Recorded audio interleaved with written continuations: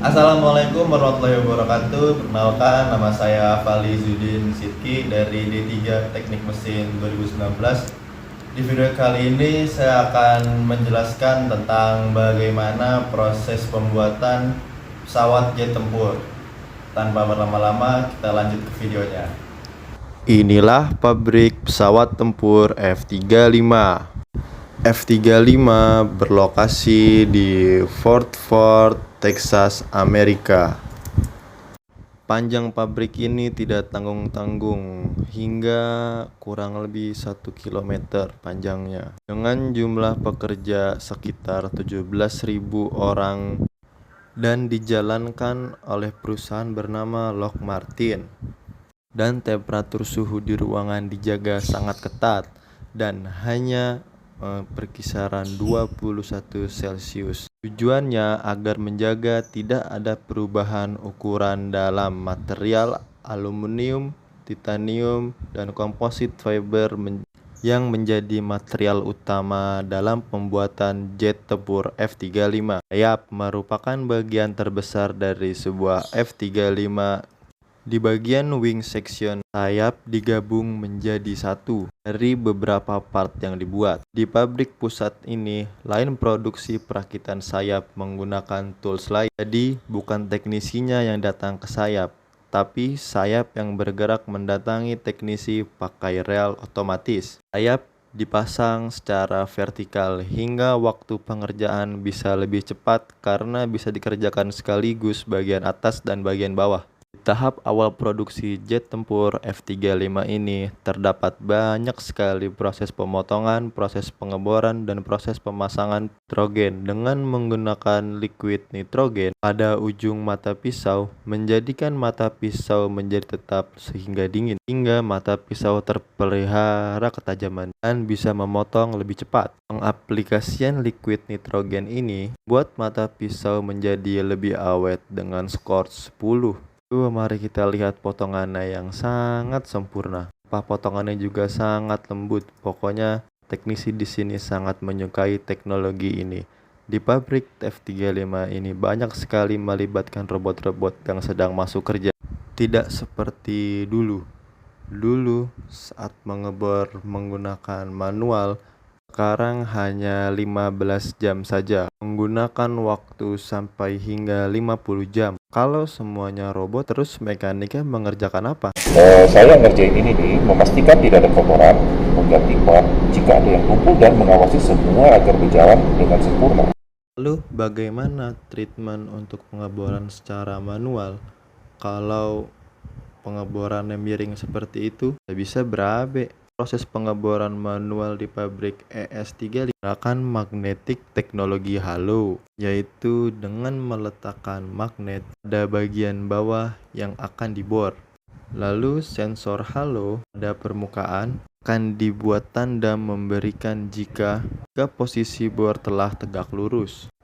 Nah, kalau udah seperti ini nih, baru bisa kita bor. Di bodi F-35 ini ada lebih dari 10 fastener seperti paku rivet dan lain-lain. Dan beberapa tipe baut yang berbeda-beda yang harus dipasangkan pada F-35 ini. Pertanyaannya, bagaimana cara menemukan ukuran pas privet yang pas bagi lubang tertentu yang memiliki paku privet mana yang harus dipasang? Dan proses ini harus diulangi untuk ribuan pesawat berikutnya tanpa adanya salah dan juga tepat dan cepat. Di awal pembuatan E-35 dulu, Lockheed Martin masih menggunakan cara lama, yaitu melubangi bagian yang sudah ditandai tinta biru dan menggunakan rivet menggunakan skinot.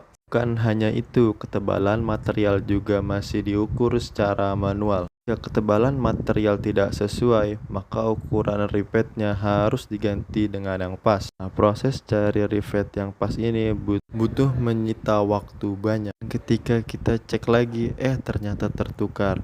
Repotnya seperti itu. Tapi itu zaman dulu. Sekarang pakai aplikasi cara Fields atau Fastener Insertion Live Link System. Sebelah kiri ini adalah sekumpulan informasi jenis baut, ukuran baut, dan jumlahnya, dan harus dipasang di mana. Ini penampakan Kerjaan A. Fastener, Injection, Grip 8, dan Quantity 1. Tulisan ini diproyeksikan ke bodi pesawat, seperti terlihat di sini. Nah, ini dia jenis baut yang akan dipasang. Juga bisa melihat ada beberapa warna yang berbeda-beda. Dan di sebelah kanan adalah keterangan tambahan warna tersebut. Setiap lubang dicek satu persatu. Kalau warnanya oranye seperti ini, artinya material ini tebalnya tidak sesuai dengan yang diinginkan. Hingga ukuran fastenernya juga harus diganti. Nah, kalau sudah begini jadi lebih cepat kan kerjanya.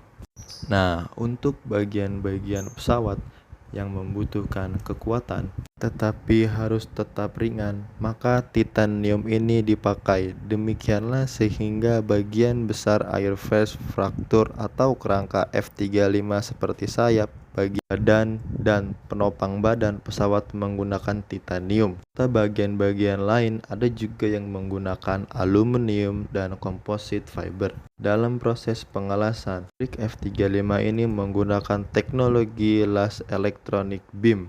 Tantangan terbesar dalam proses pengelasan adalah ketika pengelasan bahan titanium ini, bahkan oksigen, nitrogen, dan hidrogen yang ada di udara sekitar ini bisa mengontaminasikan titanium yang sedang meleleh saat dilas. Akibatnya bisa mengurangi kekuatan titanium tersebut. Oleh karenanya ketika mengelas titanium harus mengelas menggunakan kamar atau chamber. Bagian wingman atau bagian buntut F-35 dipersiapkan untuk disambung dan blending air juga dipasang di sini. Di pabrik F-35 ini membutuhkan ribuan alat-alat kerja dan mereka membuat tools atau alat-alat kerja sendiri. Pesawat jet tempur F-35 ini pesawat tempur yang akan diminati hingga 2040. Hingga saat ini lebih dari 700 pesawat telah diproduksi, yang artinya di masa akan mendatang order yang akan besar akan terus berjalan. Kemudian robot ini membawa F-35 ke robot final assembly. Radar, ejection seat dipasang, begitu juga semua persenjataan F-35 pasangkan di sini. Dan bagian termahal di pesawat F-35 yaitu engine-nya. Engine F-35 dibuat khusus oleh sang maestro yaitu Pratt & Whitney. Yang membuat F-35 ini sangat mahal, memiliki daya dorong sebesar 40.000 trak. Artinya satu engine ini bisa seperti angkat 3 pesawat Boeing 737 sekaligus. Martin dan timnya ditantang oleh Departemen Pemerintah Amerika, bisakah membuat pesawat mesin berkekuatan 40.100 thrust di setiap akan mendarat. Kanopi mesin F-35 akan terbuka. Fungsinya adalah untuk menyedot udara dan vectoring nozzle berputar ke arah ke bawah ini. Rolling nozzle yang kecil ini tugasnya sebagai stabilisator ketika akan mendarat. Jika udara dibagi ke beberapa aliran seperti ini, yang berwarna biru adalah udara dingin, sedangkan yang berwarna merah ini adalah udara panas. Gabungan dari kesemua itu ialah membuat pesawat F-35 melayang dan mampu mendarat vertical landing seperti helikopter. Bagian berikutnya adalah ground operation seperti IPT test. Aliran dan manajemen bahan bakar juga dites di sini. Barulah setelah semuanya oke, F-35 ini akan dibawa ke ruangan cat. F-35 juga dites dengan tabrakan burung. Di proses pengecatan di sini adalah 35 bertemu pertama kalinya dengan robot tukang cat namanya Del Neo. Karena yang ukurannya besar sekali, robot ini bisa mengecat full body pesawat. Untuk yang kecil-kecilnya ada 2 saudaranya itu bisa mengecat khusus komponen-komponen kecil-kecil dari F-35. Pengecat ini ada 8 hingga 9 aksis, jadi lentur banget dia bisa ngecat dengan sangat teliti. Dia tahu di mana bagian cat yang harus tebal dan harus tipis.